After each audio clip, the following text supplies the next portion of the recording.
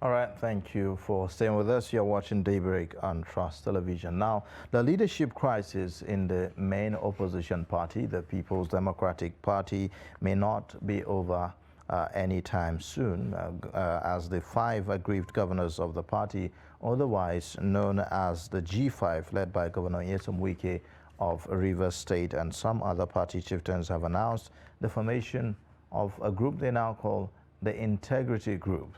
We have in the studio to talk about this lingering crisis a chieftain of the PDP.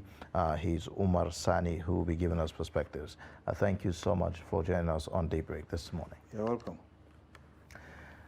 The crisis in the PDP has lingered perhaps beyond what a lot of political observers have expected till this time. Although the parties involved have said that they are open for reconciliation, it doesn't look like they are shifting grounds on the terms, on where they stand. The G5, for instance, insists that the national chairman of the party has to go. But I don't think that that's a stand that is changing the stand of the presidential candidates of the party and other members of the party as regards the national chairman of the party. What's the hope of any reconciliation going by this? I think the issue is beyond the G5 or G5 Atiku confrontation. This is a matter that affects a political party, and the political party has rules that are guiding it into attaining its own successes and so forth. Now, for people to form a group within a political party and insist that either their demands are met or that they will sabotage the party, that is to show that that group is trying to show that it is greater than the party. And we know that the party is greater than any individual or group of individuals. These are not ordinary members of your party. No, IU didn't put himself These are governors of your party. Yeah, IU didn't put himself as the national chairman. Those governors were part and parcel of those people who actually put him there as the chairman of the party. And Alhaji Atiku Abubakar is merely a presidential candidate of the party. And as a presidential candidate of the party, he is not much more superior to the party chairman or to the party. He is still under the party. So I still don't get it, how some governors will form a clique to insist on certain things. I'll give an example. Did they have to consult with Atiku Abubakar to remove Uche Secondos? When they wanted to put Alimodu Sharif as the national chairman, was it Atiku Abubakar that they gave the go-ahead for them to put him there? Or when Makarifi was given the acting national chairman of the party, was it Atiku Abubakar that gave the permission? So why is it that the issue now is centered around Atiku Abubakar? Something must be fishy. And it's not just about the governors anymore. The group is bigger than that. It has moved from G5 to Integrity Group, which is now, in fact, when Governor Makinde was speaking, he said the reason it's now Integrity Group is for people to know that it's not just about the governors, that there are other people involved. And you could see that there's former Governor John Ajang, there's former Governor Ayo Fayose, there's Professor Jerry Gana, and a couple of other people. There's Chief Bode George. Yes. So there are a couple of other people. The fact that this group is expanding, doesn't that bother there is no any expansion. The group has always been the same group. They are only changing names. When they held their meeting in Port Harcourt? Was it not Jerry Gana who was the spokesman? Was Bode George not there? Was David Jonah Jang not there? Was Donald Duke not there? They were all there. So it is nothing new. So the same people that are only changing names, claiming to be Integrity Group. And I don't understand what Integrity Group means. in the context. Integrity in the sense that they insist on fairness and justice in the PDP. They insist that for fairness and justice to be visible in the PDP, the leadership of the party, the national chairman, has to move to the southern parts of the country. That's their position, and that's why they consider themselves as men of integrity, and that's in line with the constitution of the party, according to them. Yes, is the PDP saying we are not going to do it, or that it is not possible?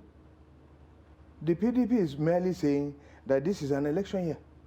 We cannot be at the middle of the game begin to change players. You know, so we elected this man in December last year. And then almost December this, you want to get him removed. You want him out. But if how can we be changing national chairman as if we are changing clothes?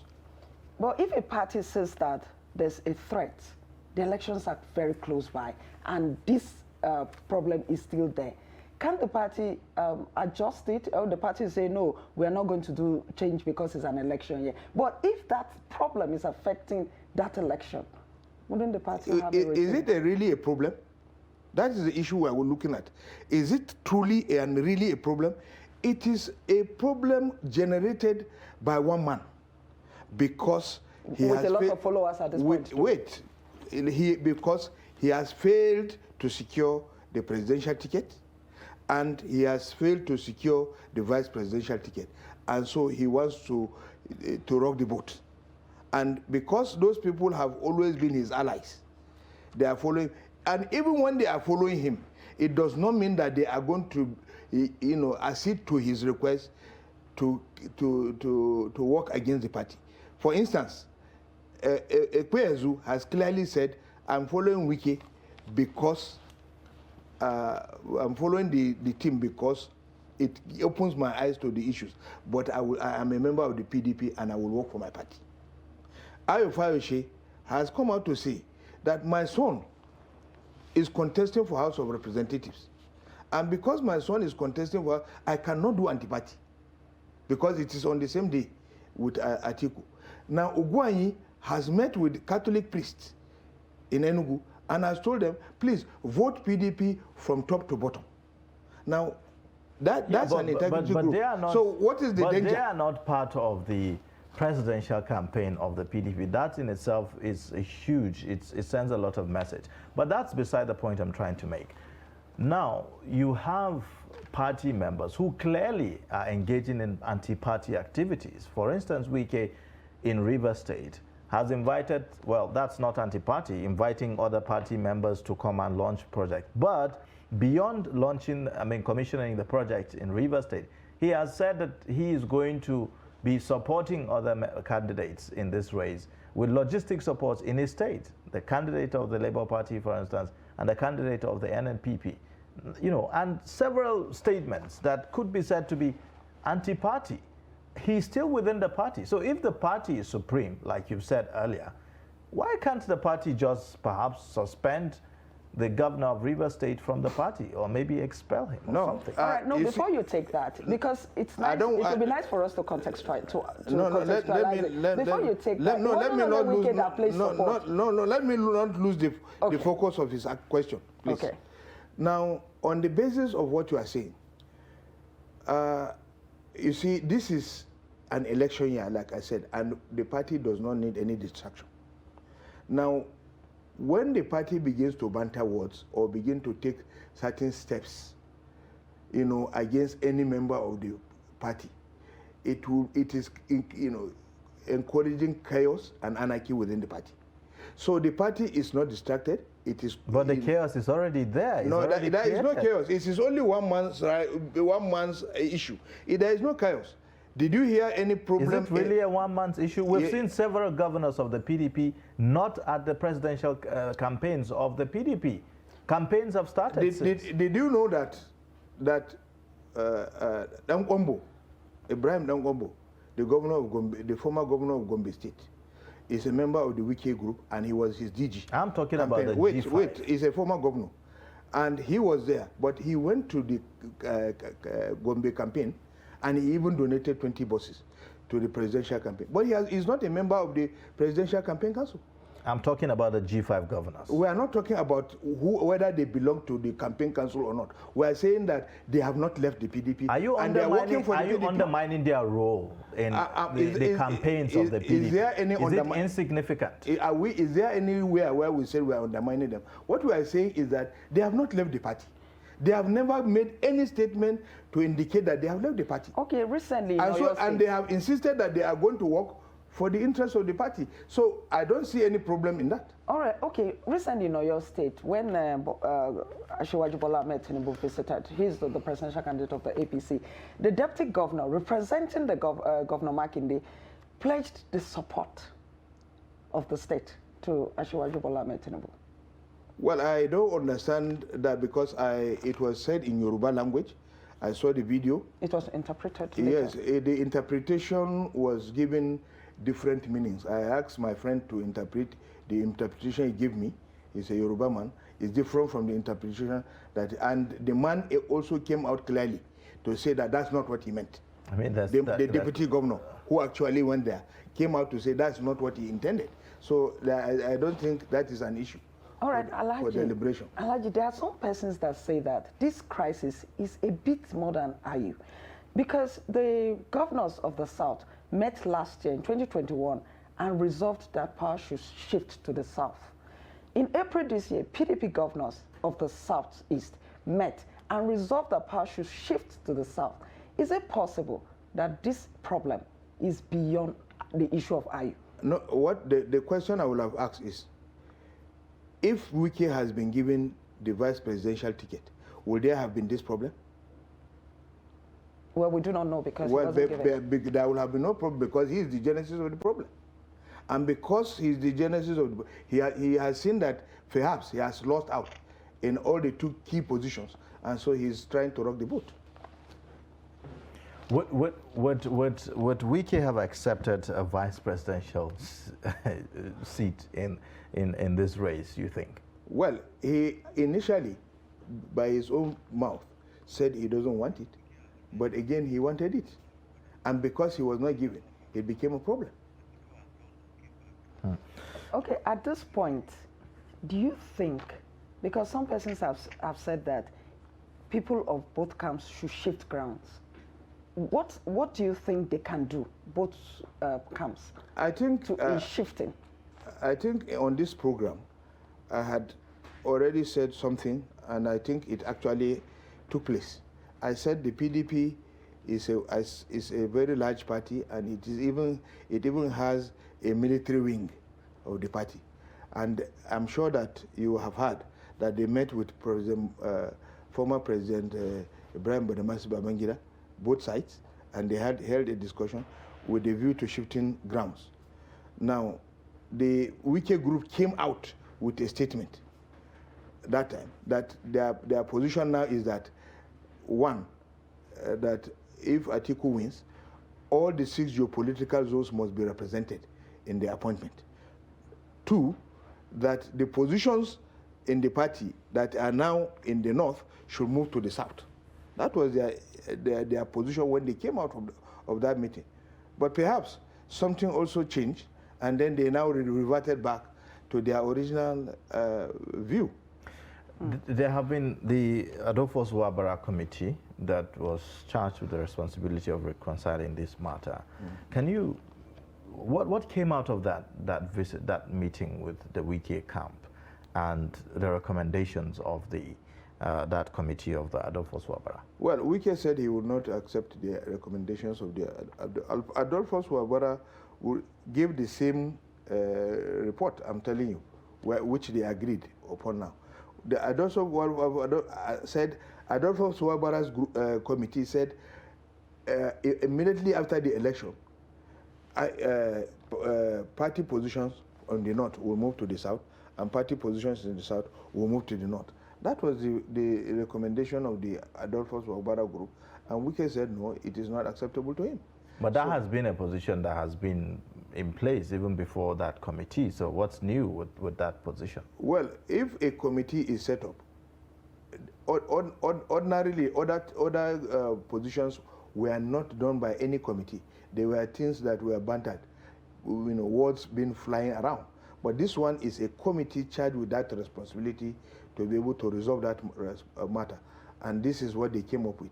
And so if they came up with it, it means it is a view of a generality of party members they are conveying. All right.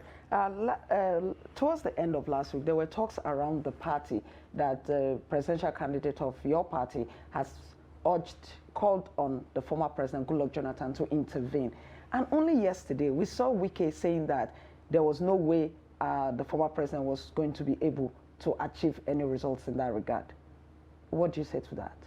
Well, I don't know whether there was any overtures to the former president to intervene, because the former president said that he was not aware of the matter. He has issued a statement to say he was not aware of that matter. Nobody has approached him to intervene in any matter. So if Wike is coming out to say that there was no way the man could have intervened in any matter, well, I saw Atiku, with him, with the former president in his residence, and they were taking pictures. So whether they discussed that or not is not something that is private to me. Well, he's a chieftain of the party, the former president. Do you think he can help in any regard? Well, as a former president and as a respected statesman, he has a role to play. But that is if he is brought in to play that role. You don't just, offer yourself in a political party when nobody has asked you to please come and intervene. If nobody comes to say, come and see, will you go and be seen? That is I think that's his position. In the build-up to the primary elections, we saw a lot of talks about the APC considering the former President Goodluck Jonathan to be the flag bearer of the party. And that came because we've not seen the former president really involved with the PDP perhaps since he left office. Is he still a member of the PDP, and what role really is he playing in the midst of all this chaos? Well, I don't think the former president has left the PDP. I think even the Bayelsa wing of the party where he registered has come out to say that he's still their member, and that the APC in Bayelsa has also come out to say he has not registered with them. So I do not know, where those issues of whether he was going to contest or not came in, although there were speculations in the newspaper, but I still leave them in the realm of speculation. All right. So, but if he's still in the PDP, then where does he stand in all of this? What's his role? As a leader of the party, what role is he playing? Well, like I said to you, you have to engage somebody. You have to involve someone before he can come out to participate in certain things. If you don't engage him, you don't give him any assignment. Well, I would like to take you up on that. I mean, as a bona fide member of the party, and not just anyone, former president, does he really need to be called or coerced to intervene if there's a crisis? There is no need for any coercion, but he can be invited. Now, if you are not invited, what will you come and do? Would you just summon people and say, come and see me and come and hold a meeting with me? This is how, if you resolve the matter, who are you going to communicate with? If you are able to resolve the matter, are you going to tell the national chairman if the decision is against him? So he has to be involved. That means to say he has to be given the mandate that any decision that comes out of the discussion will be acceptable to both parties.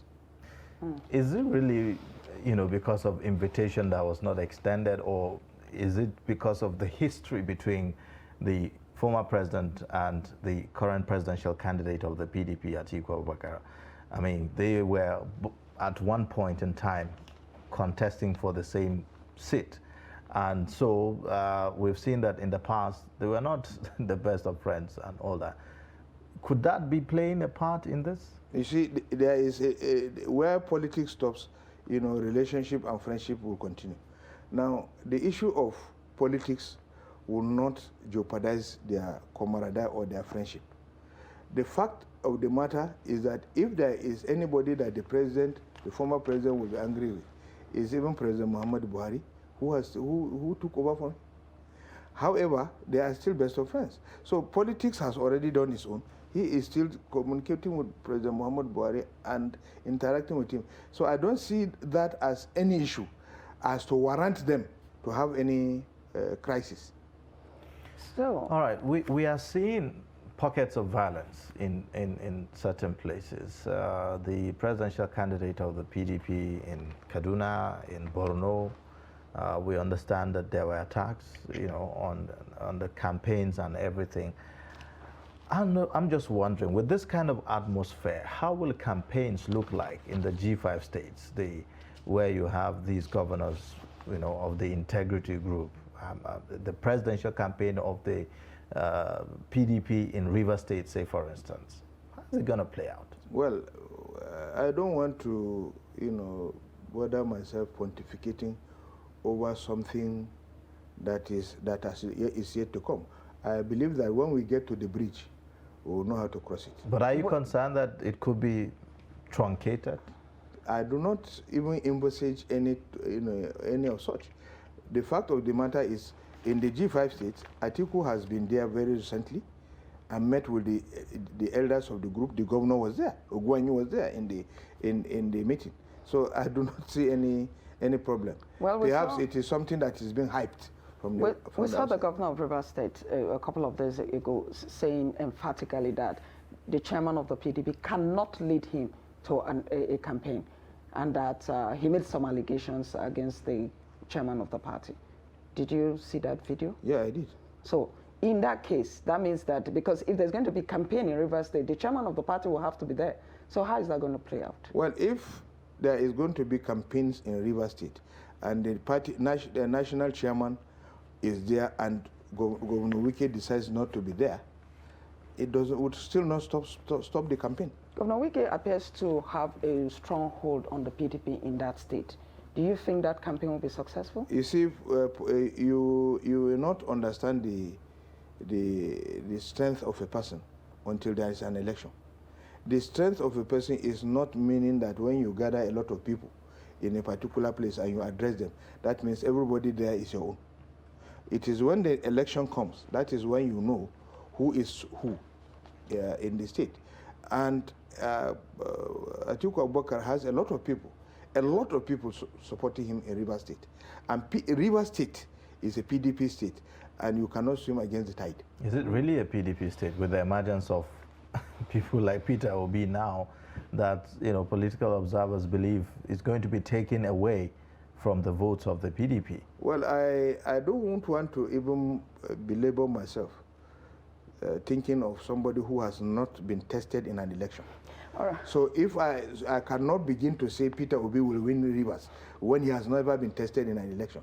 So to me, you know, and with the available facts on ground. Yeah, but you know, with the dynamics of the 2023 election, you know, with the dynamics of the 2023 election, it's becoming more and more difficult to actually predict and say, oh, this state is an APC state, or this state is a PDP state. If you move to Kano, for instance, if you move to Kano, for instance, you have a Kwankwaso there who have a stronghold in Kano, right? So you really cannot say that, oh, Kano is an APC state, you know, and all of that. So those are the dynamics that I'm looking at. Okay, let me tell you something.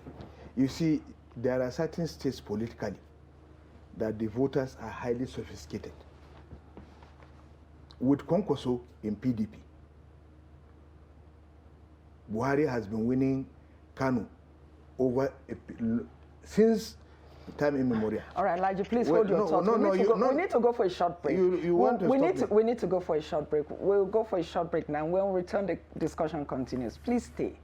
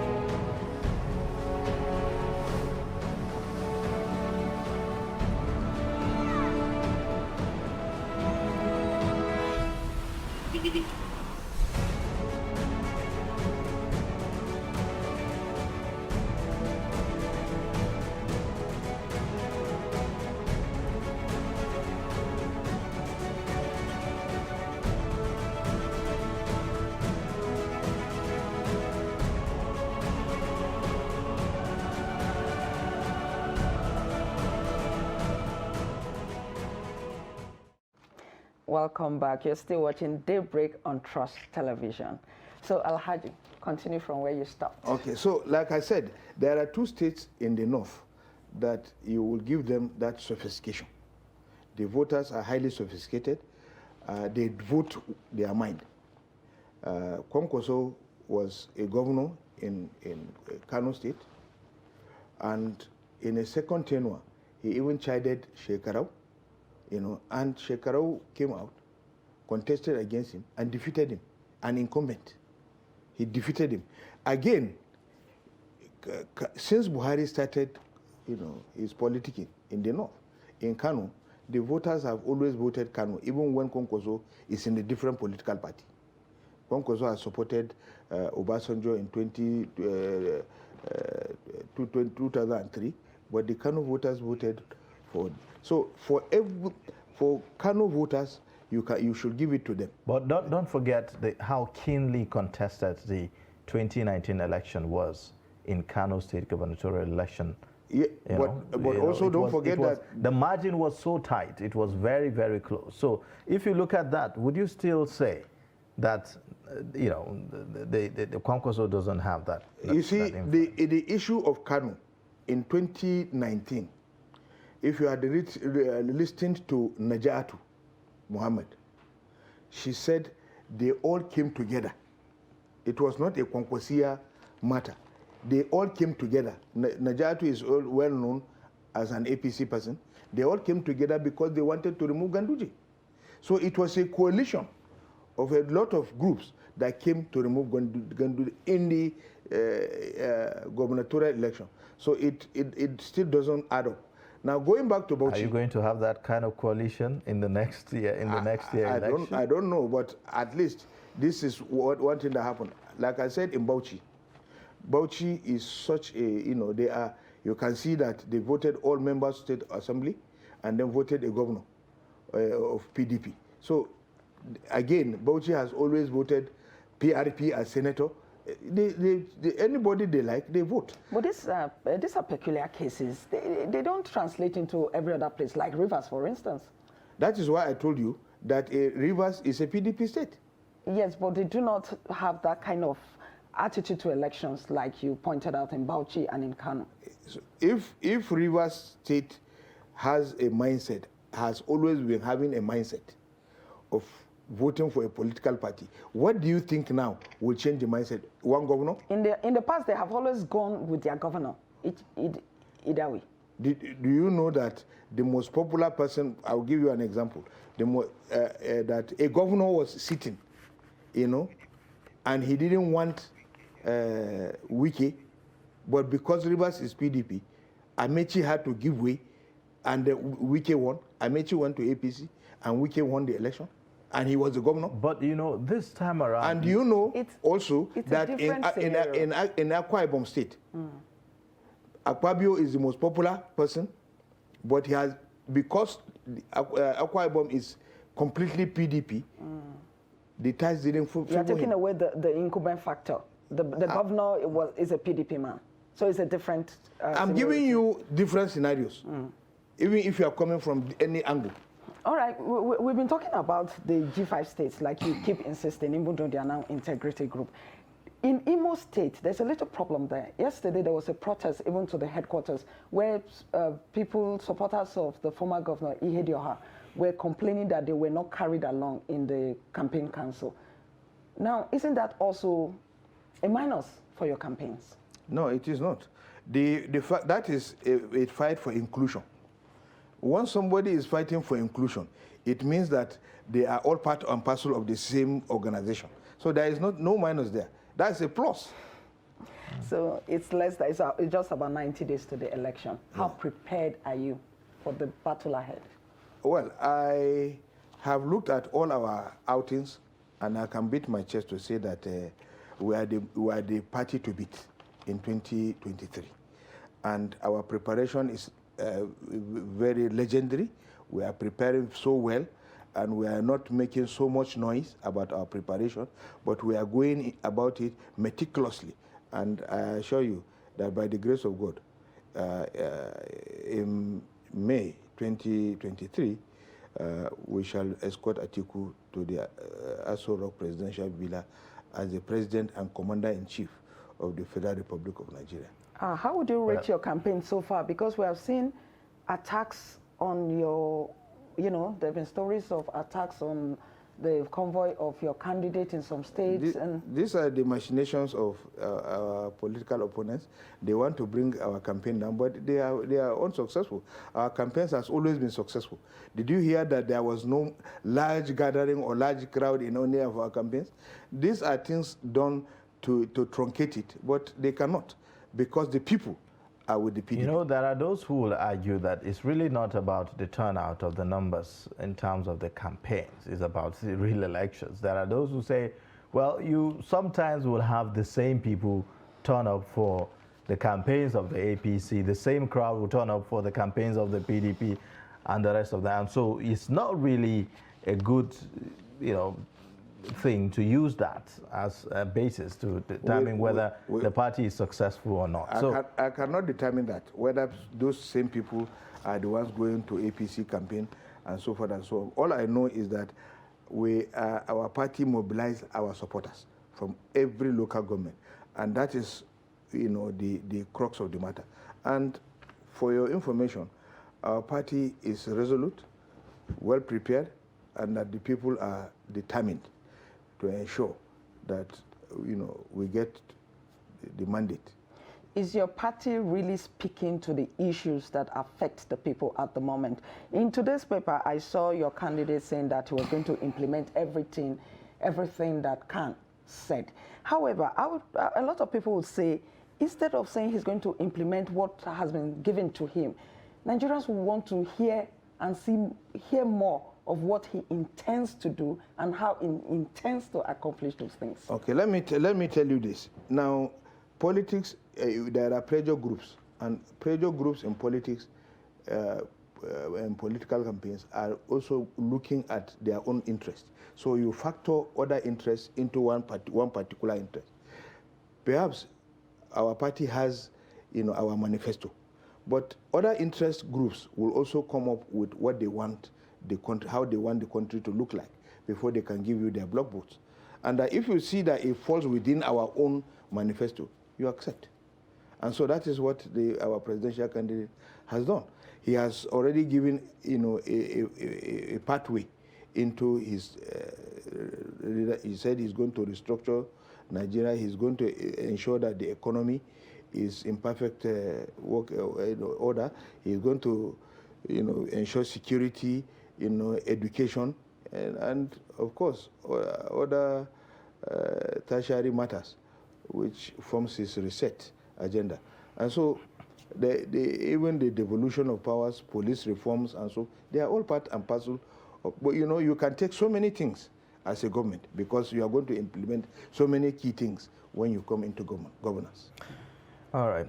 Thank you so much for coming to the Break Show this morning and sharing and giving us more insight about your party, the PDP. Thank you. You're welcome.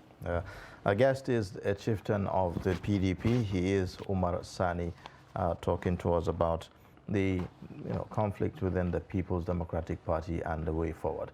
And that's our show for today. In case you have missed, you can always catch up across all our social media platforms and also watch us live on YouTube. I am Ayuba Ilya. Thank you for joining. Join the show again tomorrow for another time. Thank you for welcoming us into your homes this morning. Join us same time, same station tomorrow. My name is Stella Iyaji, and do have a very pleasant day.